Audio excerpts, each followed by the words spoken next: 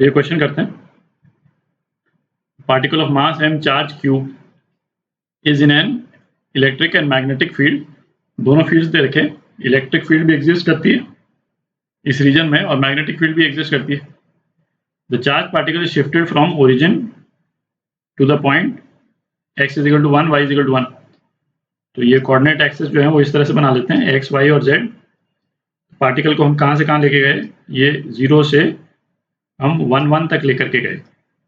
ठीक है, पार्टिकल को हमने शिफ्ट किया और अलोंग अ स्ट्रेट पाथ। ये बोल रहा है पार्टिकल को सीधा हम यहाँ से लेकर के इस टाइप से लेके गए। The magnitude of total work done है, तो हम प्रिज्यूम कर रहे हैं कि ये एक्सटर्नल वर्क डन की बात कर रहा है, बट चूंकि हमसे केवल मैग्नीट्यूड पूछा है तो फर्क नहीं पड़ता, हम वर्क डन बाय फील्ड निकाल लें या जो एक्सटर्नल वर्क हमने किया वो निकाल लें, बात एक ही है। तो हम एक्सटर्नल वर्क जो है वो निकाल लेंगे इसमें।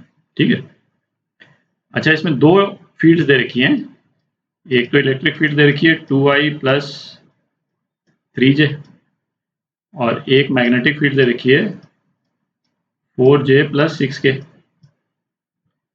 अच्छा, कोई भी चार्ज जो है वो जब मैग्नेटिक फील्ड के थ्रू मूव करता है तो उस पर फोर्स जो है वो किस डायरेक्शन में लगता है, चार्ज के मूवमेंट के परपेंडिकुलर लगता है। फोर्स जो है मैग्नेटिक फील्ड के कारण जो फोर्स है वो क्या होता है, q v क्रॉस b। ठीक है, तो ये फोर्स का जो डायरेक्शन होगा ये वेलोसिटी के डायरेक्शन के परपेंडिकुलर होगा। ठीक है, इसका मतलब क्या हो गया कि डिस्प्लेसमेंट यदि इस डायरेक्शन में है, यदि इसको मैं डिस्प्लेसमेंट d बोल देता हूं, तो फोर्स जो है वो किस डायरेक्शन में हो जाएगा, फोर्स इस डायरेक्शन में है। ठीक है, ये कब है, जब मैग्नेटिक फील्ड एक्ट कर रही है चार्ज पे। ठीक है, तो ये तो अपन देख चुके हैं, डिस्कस कर चुके हैं पहले कि work done by magnetic field है ना, ये कितना होगा FB डॉट डी। ठीक है, अब चूंकि FB जो है वो D के परपेंडिकुलर है, ये दिख रहा है FB जो है वो D के परपेंडिकुलर है, V क्रॉस B वेक्टर जो है वो V के भी परपेंडिकुलर होगा और B के भी परपेंडिकुलर होगा। ठीक है, तो चूंकि ये फोर्स D के परपेंडिकुलर है तो ये वर्क डन कितना आता है, 0 आता है। ये अपन पहले भी डिस्कस कर चुके हैं और हमने ये भी डिस्कस किया था कि मैग्नेटिक फील्ड के कारण किसी भी मूविंग चार्ज की काइनेटिक एनर्जी चेंज नहीं होती है, वेलोसिटी सेम ही रहती है ना। वो तो सर्कुलर मोशन करता है, मैग्नेटिक फील्ड में कोई भी चार्ज मूव करता है तो सर्कुलर मोशन करता है। ठीक है, क्योंकि फोर्स लगातार परपेंडिकुलर होता है। तो अब चूंकि चार्ज की kinetic energy magnetic field change नहीं कर सकती है, तो मैग्नेटिक फील्ड के कारण कोई भी वर्क डन जो है वो 0 होगा। ठीक है, तो मैग्नेटिक फील्ड का एनालिसिस तो हमारा यहीं खत्म हो जाता है कि work done by magnetic field या work done against the magnetic field, ये 0 हो गया। ठीक है, 0 जूल। अब केवल बच गया इलेक्ट्रिक फील्ड, उसको एनालाइज करते हैं। अच्छा, तो ये वर्क डन जो है अपन दो तरह से निकालेंगे। ठीक है, एक तो सीधा जो वर्क डन निकालने का जो फॉर्मूला है उसको करके मैथमेटिकली निकालेंगे, और दूसरा है विजुलाइज करके निकालेंगे। ठीक है, तो दोनों तरीके अपने को एक्चुअली आने चाहिए। ये वाली इलेक्ट्रिक फील्ड तो एक्चुअली क्या सिंपल है ना, इसको हम विजुलाइज कर सकते हैं। और आप देखिएगा कि जो विजुलाइज करके जो करने वाला जो तरीका है वो ज़्यादा सिंपल है ना, जो अपन बाद में करेंगे।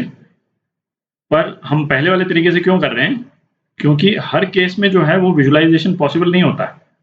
ठीक है, और कई केस में जो है जैसे उसका मूवमेंट भी 3 डायमेंशनल कर देगा और इलेक्ट्रिक फील्ड का भी जो है वो 3 डायमेंशनल इलेक्ट्रिक फील्ड का डायरेक्शन कर देगा, तो कई बार विजुलाइजेशन उतना ईजी नहीं होता है। ठीक है, और वेरिएबल भी कर सकता है, ये जो वेरियस पैरामीटर्स हैं इलेक्ट्रिक फील्ड के उसको वेरिएबल भी कर सकता है।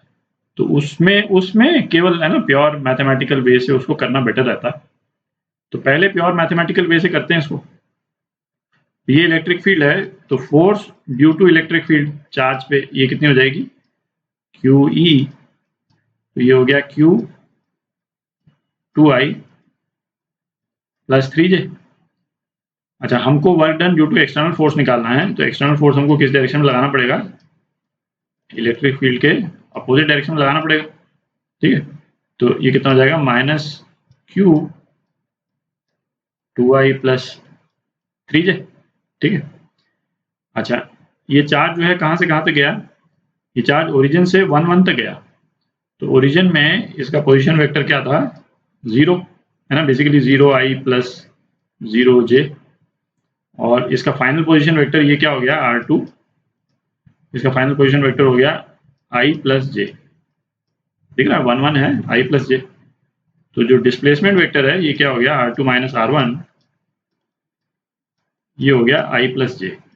ठीक है, ये सिंपल ही केस है, उसके बावजूद मतलब इस तरह से अपन कर रहे हैं ताकि यदि इसमें थोड़ी सी कॉम्प्लेक्सिटी भी होती तो भी सेम मेथड से अपने पास में आ जाता रिजल्ट। तो work done due to external force जो हम लगा रहे हैं वो क्या हो जाएगा?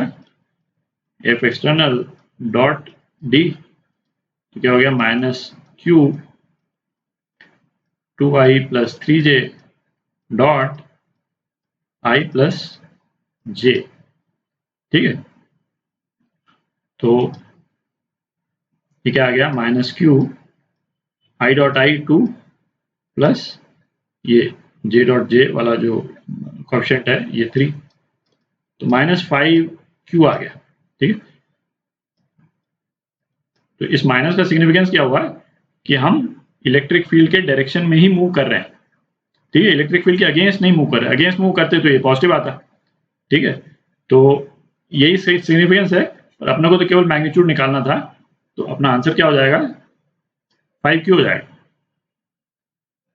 ठीक है, अच्छा अब इसको है ना विजुलाइज करके करते हैं जरा। जो दूसरा वाला तरीका है विजुलाइज करके करने वाला है ना, वो सिंपल भी होगा, उस तरह से करते हैं।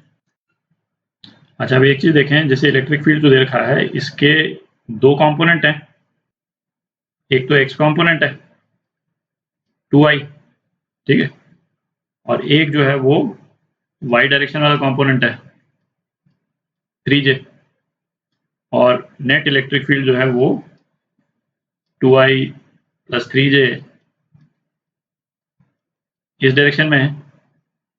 ठीक है, अच्छा अब क्या, ये तो इस क्वेश्चन में दे रखा है कि हम इसको चार्ज पार्टिकल को स्ट्रेट पाथ में लेकर के गए, पर ये हम देख चुके हैं पहले कि चूंकि इलेक्ट्रिक फील्ड जो है वो कंजर्वेटिव फील्ड है, हम इसको किसी भी पाथ से लेकर के जाते हैं चार्ज पार्टिकल को, वर्क डन तो सेम ही रहता। हम चार्ज पार्टिकल को भले ऐसे लेके जाएं, है ना, चार्ज पार्टिकल को भले ऐसे लेकर जाएं, इस पॉइंट से इस पॉइंट, वर्क डन इन सभी पाथ्स में सेम रहेगा। तो हम जो है एक कन्वीनियंट पाथ चुन लेते हैं। क्या कन्वीनियंट पाथ चुना हमने? पहले यहां से यहां लेकर के गए, ठीक है, ऐसे, और फिर यहां से यहां लेकर के गए। ठीक है, वर्क डन तो सेम ही आएगा, तो क्यों ना हम ऐसे चले जाएं। ठीक है, अब आप देखें कि जब हम इसको हम ऐसे कह देते हैं, पाथ 1 बोल देते हैं, इसको पाथ बी बोल देते हैं, ना, दोनों का वर्क डन अलग अलग निकाल लेंगे। ठीक है, तो वर्क डन ऑन पाथ ए जो हम वर्क डन कर रहे हैं, ठीक है, तो जब हम यहां से यहां लेकर के जा रहे हैं तो ये इलेक्ट्रिक फील्ड का जो जे कंपोनेंट है, ये वाला कंपोनेंट है, ये तो कोई वर्क करेगा नहीं। ठीक है, जो इलेक्ट्रिक फील्ड इस पाथ के अलोंग है, ठीक है, उसी के अगेंस्ट में हमको वर्क करना है। और ये हम चूंकि इलेक्ट्रिक फील्ड के डायरेक्शन में जा रहे हैं तो वर्क डन नेगेटिव हो जाएगा। ठीक है, ये तो अपन देख चुके हैं, उसको दोबारा डिटेल में डिस्कस करने की जरूरत नहीं। अच्छा, तो डब्ल्यू ए कितना हो जाएगा? जो एक्सटर्नल फोर्स जो अपन लगा रहे हैं वो इस डायरेक्शन में लगा रहे हैं, ठीक है, क्योंकि इलेक्ट्रिक फील्ड के कारण फोर्स जो है वो इस डायरेक्शन में है ना, उसके अपोजिट डायरेक्शन में लगा रहे हैं। तो ये हो जाएगा एफ एक्सटर्नल डॉट ए।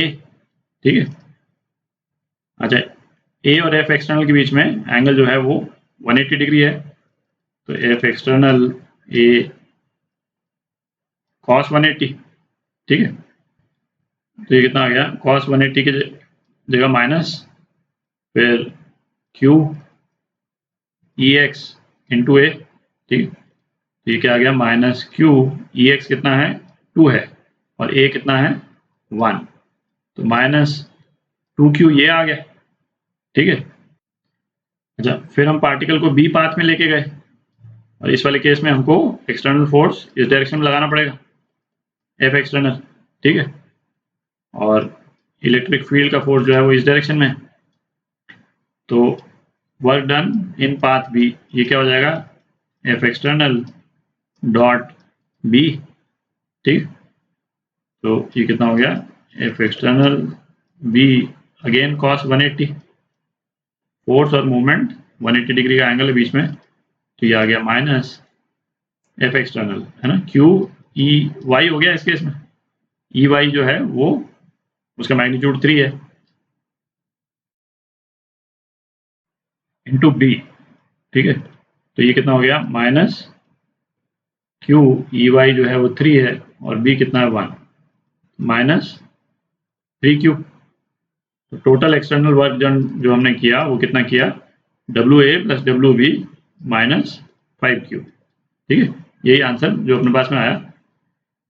तो ये हमने विजुलाइज करके कर लिया, ठीक है। ये तो हमने मतलब ये स्टेप्स वगैरह करे इसलिए इतना टाइम लगा, नहीं तो आप तो मतलब सीधा इसको ओरली भी कर सकते थे, ठीक है।